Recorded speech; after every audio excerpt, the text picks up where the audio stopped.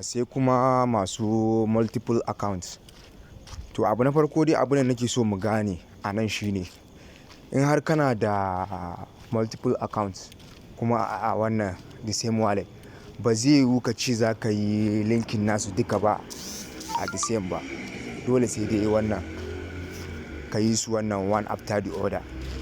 Misali yanzu wannan gashi wannan account ɗin nawa na riga na gama already, na riga na yi linking nashi. To ina so in ƙara yin linking na wani account ɗin nawa ɗaya cikin sauran ina so in yi linking ɗaya.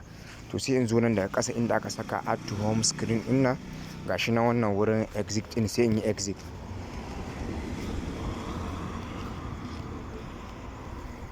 Yauwa to idan na exit sai in dawo nan daga nan sama sai in zo in ƙara adding wata wallet gashi nan wannan yanzu na yi wannan account 1 sai in dawo account 2 ɗin nan sai in shiga. Idan na shiga yauwa sai in zo gurin verify yourself ɗin nan sai in danna shi. Idan na danna shi sai in zo kan wannan phantom wallet sai in danna shi ma.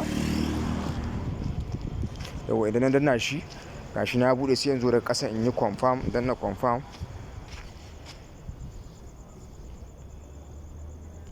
Gashi nan na yi adding wannan gashi nan account 2 shi ma ya gama.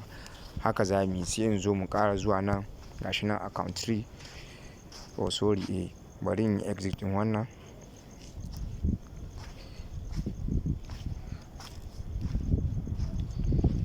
Bari in yi exit ɗin shi.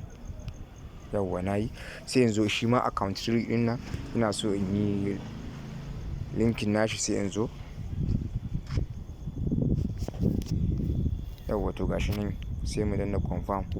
To gashi nan haka dai dukansu za ka yi ta bin su nan one after the other kana yin su daban daban in kana so, amma ba zai yiwu ka ce at the same time dole duka za ka yi linking nasu ba. Ina ba zai yiwu ba. Yauwa to idan muka yi haka shi kenan duk wani account naka ka zo nan a nan duk za ka yi linking nashi kuma komai za ka gan shi. Komai da ka sani za ka yi wannan da ke cikin account ɗin wanda a lokacin yake Telegram za ka ga yayi appearing a nan. Shi kenan Allah ya bamu sa'a.